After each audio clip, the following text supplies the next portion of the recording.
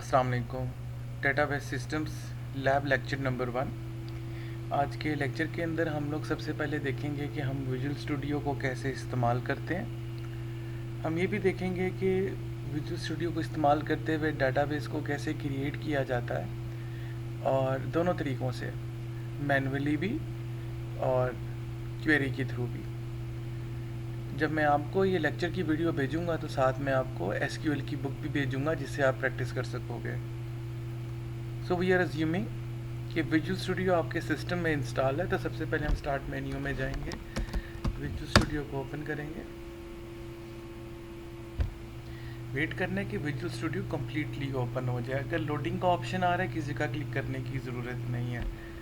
Then हम file पे जाएंगे, न्यू पे जाएंगे एंड प्रोजेक्ट पे क्लिक करेंगे।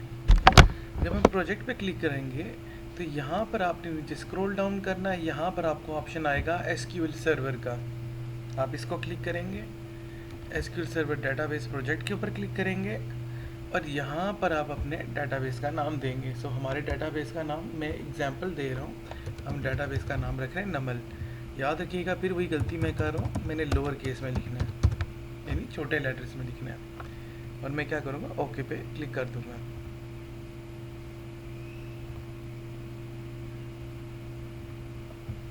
वेट करना है कि प्रोजेक्ट कम्प्लीटली क्रिएट हो जाए।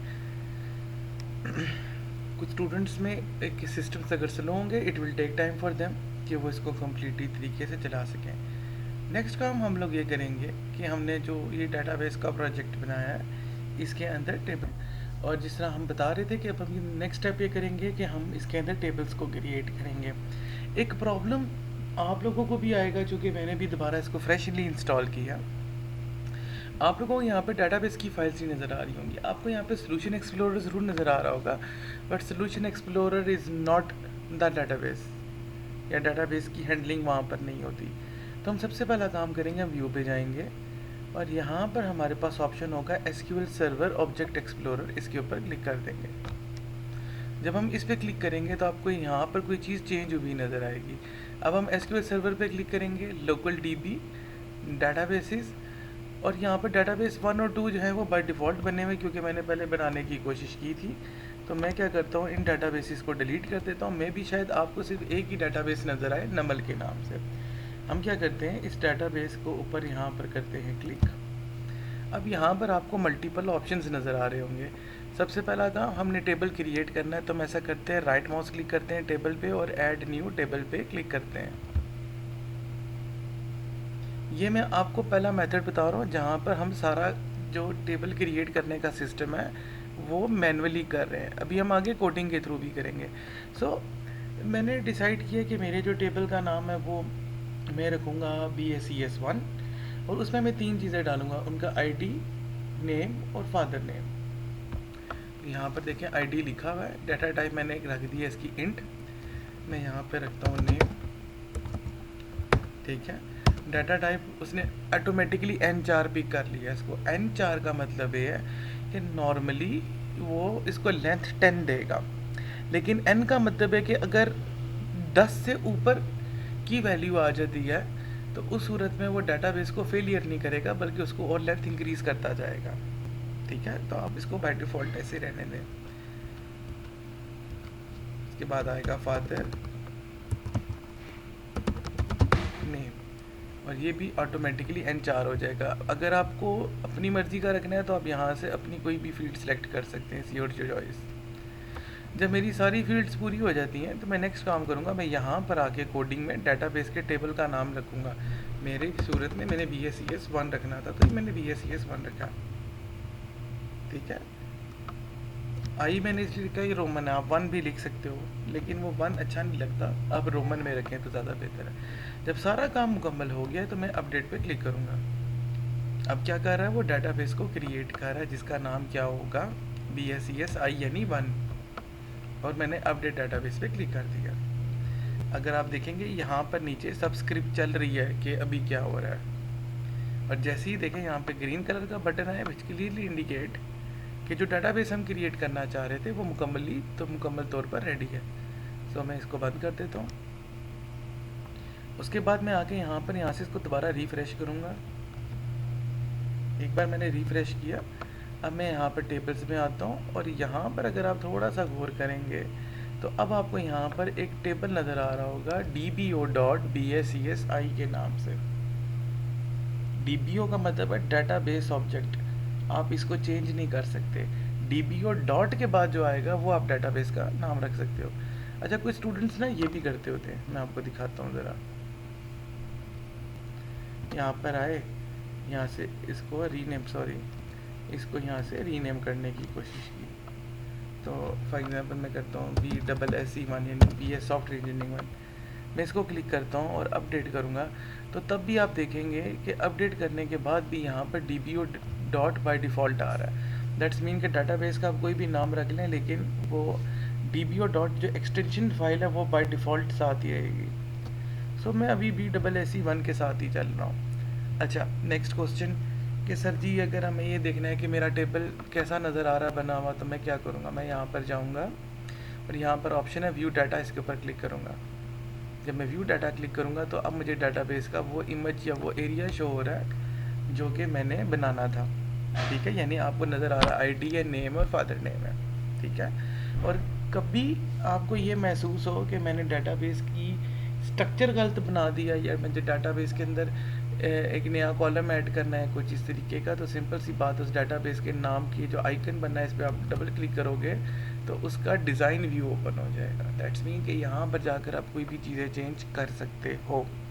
लेकिन आई ऑलवेज सजेस्ट कि चीज़ें पहले प्लान करें, एक ही बार चीज़ बनाएं, क्योंकि बसा औकात जब चीज़ों को आप रीनेम करने की कोशिश करेंगे या बसा औकात जब नए कॉलम्स ऐड करने की कोशिश करेंगे जो कि आगे जाके जब आप रिलेशंस पढ़ेंगे तो उसके अंदर आपको पता चलेगा it's not an easy work और कभी कभी एरर भी आता है। तो एक ही बार प्लानिंग करके फिर ही कॉलम्स के नेम डिफ़ाइन करें। तो मैं वापस आता हूँ इसके ऊपर। सो अगर आप लोगों को याद हो तो अपने क्लास के अंदर इंसर्ट की क्वेरी करवाई थी। हम क्वेरी से हट के अभी काम करेंगे, सबसे डाटा मैनुअली एंटर करेंगे। तो जब आप अपना प्रोजेक्ट बना रहे होगे तो आपको मैनुअली डाटा एंटर करना है। फॉर एग्जांपल ID हम कहते हैं बच्चे की 1 है, नेम है Zeeshan, father name Asgar, ID number 2, उसके बाद नेम है अली, फादर नेम हो गया अहमद। मैं टैब की प्रेस कर रहा हूँ जिसे नेक्स्ट पे जा रहा है, नेम 3, उसके बाद हो गया ABC, फादर नेम हम कर लेते हैं XYZ। ठीक है, तो ये चीज़ हम लोगों ने ऐसे की हुई है। अच्छा, अब क्या इसको सेव करना के लिए कोई ज़रूरत है? नहीं, जैसे जैसे डाटा एंटर होकर नेक्स्ट रो में जाता है वो ऑटोमेटिकली सेव हो जाता है। सो मैं अगर इसको रिफ्रेश करूँ, इसको बंद कर दूँ, इसको भी बंद कर दूँ, यहाँ पर आकर दोबारा व्यू डाटा पे क्लिक करूँ तो जो डाटा मैंने एंटर किया था वो ऑटोमेटिकली सेव हो जाएगा। दैट्स मीन कि मुझे कहीं भी सेव का बटन नहीं चाहिए इसको सेव करवाने के लिए। अच्छा जी, तो ये हम लोगों ने टास्क नंबर 2 कंप्लीट किया है, जहाँ पर हमने डाटाबेस के अंदर एक टेबल बनाया जिसको हम लोगों ने एक नाम दिया और उसके अंदर वैल्यूज़ को इंसर्ट करवाने की कोशिश की। अच्छा, अब हम लोग करेंगे एक नया टेबल बनाएंगे, लेकिन अब जो हम टेबल बनाएंगे वो किसी क्यूरी के थ्रू करेंगे, यानी कोडिंग के थ्रू। पेपर में भी जब क्वेश्चन आएगा तो आप कभी भी ये नहीं कह सकते कि सर हम टेबल पे राइट माउस क्लिक करेंगे और ऐड न्यू टेबल कर देंगे। नहीं, ये सिर्फ आपकी आसानी के लिए विजुअल स्टूडियो ने आपको टास्क दिया हुआ, अदरवाइज आपको कोड पता होना चाहिए कि टेबल को कैसे क्रिएट करना है। तो लेट्स क्रिएट अ कोड। याद रखिएगा कि एसक्यूएल के अंदर जब भी हम क्यूरी परफॉर्म करते हैं तो उसके लिए हम एसक्यूएल की क्यूरी जो होती है उसको ओपन करते हैं। तो हम लोगों ने क्या करना है, हमने ये जो नमल का डाटाबेस बना हुआ है इसके ऊपर राइट माउस क्लिक करना है और यहाँ पर अगर आप देखेंगे तो यहाँ पर एक ऑप्शन आ रहा है न्यू क्यूरी का, हम इस पर क्लिक करेंगे। अब यहाँ पर न्यू क्यूरी आ गई है हमारे पास। सो अब हम इस न्यू क्यूरी के अंदर जो है वो कोड लिखेंगे जिससे हम एक नया टेबल क्रिएट करेंगे। अभी हमने पहले जो मैं तरीका देखा वो मैनुअल था, अब हम कोडिंग के थ्रू करेंगे। ठीक है, मैंने आपको बताया था सबसे पहले हम लिखेंगे क्रिएट टेबल और आगे हम टेबल का नाम डालेंगे। चूँकि मैंने BSEE1 लिखा हुआ तो मैं अब टेबल का नाम रखता हूँ BSSE1 नहीं बल्कि 22। ठीक है, एंटर मारूंगा। एक लाइन में भी आप कर सकते हो, लेकिन आसानी के लिए मैं हमेशा स्टूडेंट्स को बोलता हूँ कभी भी एक लाइन में काम मत करें। क्रिएट टेबल, टेबल का नाम और आगे जो मैंने टेबल का नाम रखना था मैंने वो रखा है, 2 ब्रैकेट्स लगाई हैं। सबसे पहले मैं पहले कॉलम का नाम लिखूंगा, तो मैं कह रहा हूँ ID होगा, ठीक है, जिसकी डाटा टाइप होगी इंट,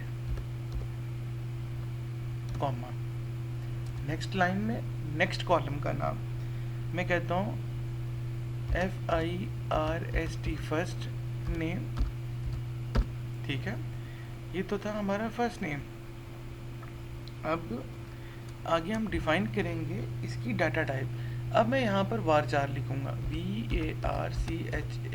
आप चाहो तो आप कैर भी लिख सकते हो, जो 4 आप लोग लिखते होते हो ना, N4, वो भी लिख सकते हो।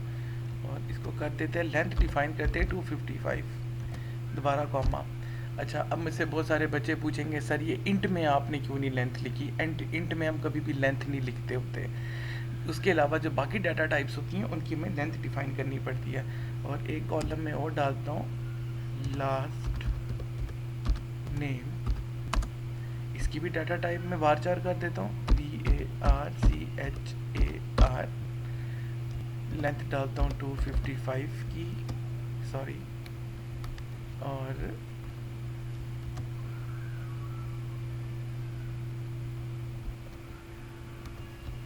यहाँ पे मैं कर देता हूँ ख़त्म इसे। अच्छा, आप लोगों ने एक चीज़ याद रखनी है, अगर आप, जिस तरह मैंने आपको बताया था कि विजुअल स्टूडियो में काम करने का फ़ायदा ये होता है कि एट अ टाइम वो इंटरप्रेटर भी काम करता है, कंपाइलर भी काम करता है। इंटरप्रेटर का मतलब ये था कि वो साथ साथ चेक करता रहता है कि आया कि जो सिंटैक्स लिखा है वो सही लिखा है या नहीं लिखा। तो सपोज़ करो मैं, अगर मैं varchar की जगह में vir4 लिख देता तो क्या होता। अब उसमें देखें, इसको ब्लू नहीं किया, वो समझ रहा है कि लास्ट नेम की तरह ये भी कोई वेरिएबल है, समझ रहे हैं। तो ये चीज़ साथ साथ चेक कर रहा है। इसी तरह अगर मैं क्रिएट टेबल की जगह टेबली लिख दूँ तो ये देखें आपको रेड कलर की लाइंस आना शुरू हो जाएंगी। दैट्स मीन कि टेबली नाम का कोई कीवर्ड नहीं है, ठीक है। तो जो सबसे अच्छी बात है SQL की, या हम लोग विजुअल स्टूडियो की बात करें, कि इसमें कंपाइलेशन है। जब हम रन करेंगे तब तो वो एरर चेक करेगा ही करेगा, लेकिन इसके साथ साथ जो है वो जब हम काम कर रहे होते हैं, यानी टाइपिंग कर रहे होते हैं, तब भी हमें बताता है कि भाई कहाँ एरर है। So if you can see there is not a red line, ठीक है। अगर येलो आ रही है तो कोई मसला नहीं है, लेकिन रेड नहीं होना चाहिए, ये चीज़ रेड नहीं होनी चाहिए। हम इसको एग्जीक्यूट करवाते हैं। याद रखिएगा यहाँ पे भी सिर्फ एक डाटाबेस है BSSE1, जिसको हमने मैनुअली क्रिएट करने की कोशिश की है। अब हम क्यूरी के थ्रू या कोड के थ्रू टेबल क्रिएट करने की कोशिश करें BSSE2, जिसके अंदर 3 कॉलम्स होंगे, ID, फर्स्ट नेम और लास्ट नेम। क्यूरी को रन मिस्टेक किया, मैंने इधर कॉमा लगाया था, लेकिन मैंने इधर कॉमा नहीं था लगा, मैं कॉमा लगाऊंगा और एग्जीक्यूट करवा दूंगा। अच्छा, मेरा एरर इसलिए आ रहा है क्योंकि मैंने पहले चेक करने की कोशिश की थी कॉमा लगा के, तो वो रन हो गया था, ठीक है। सो अगर आप करोगे तो वो हो जाएगा। मैं अगर BSSE3 करूँ, ये देखिएगा, यानी मैं एक और टेबल बना रहा हूँ, ठीक है, और इसको रन करूँ तो ये देखें लिखा हुआ आ गया कमांड कंप्लीटेड सक्सेसफुली। तो मैंने एक डाटाबेस मैनुअली बनाया, 2 डाटाबेस मैंने क्यूरी के थ्रू बनाए हैं, जिसका नाम BSSE2 और BSSE3 था। अब मैं यहाँ पे आके इसको रिफ्रेश करता हूँ। यहाँ पर देखें BSSE1, BSSE2, BSSE3। डाटा देखना है तो क्या तरीका है, राइट माउस क्लिक करके व्यू डाटा पे क्लिक करूँगा तो ये देखें वैसी की वैसी चीज़ आ गई है। और यहाँ पर अगर राइट माउस क्लिक करके व्यू डाटा पे क्लिक करूँगा तो ये इसका टेबल शो होना शुरू हो जाएगा। तो टास्क नंबर 1 हम लोगों ने कंप्लीट कर दिया दोनों तरीक़ों से, कि हम डाटाबेस को कैसे मैनुअली और क्यूरी के थ्रू कर सकते हैं। अब हम नेक्स्ट टास्क करेंगे जहाँ पर हम वैल्यूज़ को इंसर्ट करवाएंगे डाटाबेस के अंदर। यहाँ पर ऑलरेडी हम लोगों ने एक तरीके से डाटाबेस के अंदर याद, अच्छा मैं बात इंटरप्ट कर रहा हूँ, जब आपका काम मुकम्मल हो जाए, क्यूरी ख़त्म हो जाए, तो बस उसको सेव करने की ज़रूरत नहीं, बंद कर दें। अगर आप देखेंगे तो ये डाटाबेस के अंदर डाटा मैंने ऑलरेडी एंटर किया हुआ है कुछ, ठीक है। ये मैंने भी पहले किया आप लोगों के साथ, जहाँ पर मैंने सिंपल क्या किया था, मैं टैब की प्रेस करके 4 पे गया, उसके बाद मैंने वैल्यू लिखी जो भी मैंने लिखनी थी और फादर नेम लिखना था। लेकिन ये एक मैनुअल मेथड है। जब आप लोग वेबसाइट्स बनाओगे, फ्रंट एंड्स बनाओगे, तो उसके अंदर तो कोई इंसान का हाथ नहीं होता। दैट्स मीन कि आपको बैक एंड पे क्यों क्यूरी चाहिए जो डाटा को इंसर्ट कर सके। सो अभी हम नेक्स्ट काम करेंगे, डाटा की इंसर्शन स्टार्ट करेंगे। अगेन मैं नमल पे जाऊंगा, राइट माउस क्लिक करूंगा, न्यू क्यूरी पे क्लिक करूंगा ताकि क्यूरी में लिख सकूं। और अब मेरा नेक्स्ट काम ये होगा कि मैं कोड लिखूं या क्यूरी लिखूं जो मेरी वैल्यूज़ को डाटाबेस के टेबल्स के अंदर इंसर्ट करवा सके, ठीक है। सो हम लोग क्या करने वाले हैं, अब क्यूरी के थ्रू डाटा की इंसर्शन स्टार्ट करने लगे हैं। तो हम क्या करेंगे, जैसा मैंने आपको बताया था कि हम लोग न्यू क्यूरी पे क्लिक करेंगे ताकि हम कोड लिख सकें। अब हम स्टार्ट करते हैं, हम लिखते हैं इंसर्ट इनटू, ठीक है। आगे हम लिखेंगे टेबल का नाम बी डबल एस, खुद ब खुद आपको ऑप्शन आएगा B+SE1 ब्रैकेट। सबसे पहले कॉलम्स के नाम लिखेंगे। अब मुझे पता 10 लोग बच्चे ये बोलते हैं सर हमें कॉलम्स के नाम नहीं याद आ रहे। कोई मसला नहीं है, यहाँ पे आप इसको ओपन कर सकते हो। ये देखो यहाँ पे लिखा हुआ ID, तो हम यहाँ पे लिखेंगे ID कॉमा, दूसरा कॉलम नेम है नेम कॉमा, और तीसरा हमारा नाम है फादर नेम, ठीक है, FADHERNAME। फिर वही चीज़ आज जो मैं आपको हमेशा कहता हूँ, सजेशन भी आएगी आपको, लेकिन जो बेस्ट चीज़ है ना वो ये है कि आपने छोटा लिखना है लोअर केस में, क्योंकि अगर यहाँ पे आप लेट सपोज फादर नेम का F बड़ा लिख देते तो फिर आपको यहाँ पर भी ध्यान रखना पड़ता है कि मुझे F बड़ा लिखना है। दैट इज़ द रीज़न मैं हमेशा स्टूडेंट्स को कहता होता हूँ कि भाई ये काम मत किया करें। मैंने ब्रैकेट क्लोज कर दी है, मैंने कॉलम्स के नाम पूरे हो गए। अब मैं नीचे लिखूँगा वैल्यूज़ ब्रैकेट। अब मैं क्या दे रहा हूँ, वैल्यूज़ दे रहा हूँ। याद रखिएगा इंटीजर डाटा टाइप के अलावा बाकी जितनी भी डाटा टाइप्स होंगी उन सबको आपने सिंगल कोट में लिखना है। अगर नहीं समझ आ रही तो मैं आपको भी दिखाता हूँ। ये मेरा था, मैं इसको ज़रा व्यू डिज़ाइनर में जाता हूँ। अब यहाँ पर चेक करोगे आप, यहाँ पे जो आईडी है वो इंट है, बाकी सब कैरेक्टर है। मैंने कहा जो इंट है उसके साथ आपने उसको आप सिंपल लिख सकते हो, बाकी अगर आपने नेम लिखना है या फादर नेम लिखना है तो आपको उसको सिंगल कोट में लिखना पड़ेगा। तो अभी यहाँ पर जो कि इंट आईडी है, तो मैं क्या करता हूँ, यहाँ पर आया हूँ और यहाँ पर मैं बाय डिफ़ॉल्ट वैल्यू डाल देता हूँ। तो यहाँ पर ऑलरेडी अगर आप देखेंगे तो 4 पड़ा हुआ है, तो मुझे 5 डालना पड़ेगा। 5 कॉमा नेम मैं डाल देता हूँ अब्बू, ठीक है। अब गलती मैं कर रहा हूँ, याद रखिएगा नेम इंट नहीं था, नेम कैरेक्टर था। इसका मतलब ये है कि मुझे इसको ऐसे लिखना है ABU, ठीक है। और ये इसे बाहर आया कॉमा, एंड मैं दूसरा लास्ट नेम फॉर एग्जांपल बकर लिख देता हूँ BAKR, ठीक है। और यहाँ पर मैं करता हूँ ब्रैकेट को क्लोज। अच्छा याद रखिएगा, दोबारा रिपीट कर रहा हूँ, इंटीजर डाटा टाइप को आपने डबल कोट सिंगल कोट में नहीं लिखना, बाकी जितनी चीज़ें होंगी आप सिंगल कोट में लिखोगे। ये देखो अगर आप अब्बू को मैंने 2 डॉट्स के बीच में लिखा, 2 कॉमन्स के बीच में, सॉरी, बकर को भी मैंने 2 जो है वो कॉमास के बीच में लिखा। ये कॉमा तो नहीं हम कहते, इसको हम कहते होते हैं सिंगल कोट जो होता है, सिंगल कोट के अंदर लिखा है, ठीक है। अच्छा जी, सो मैंने कोड पूरा कर लिया है। तो मैं अब क्या करता हूँ, मैं इसको रन करता हूँ।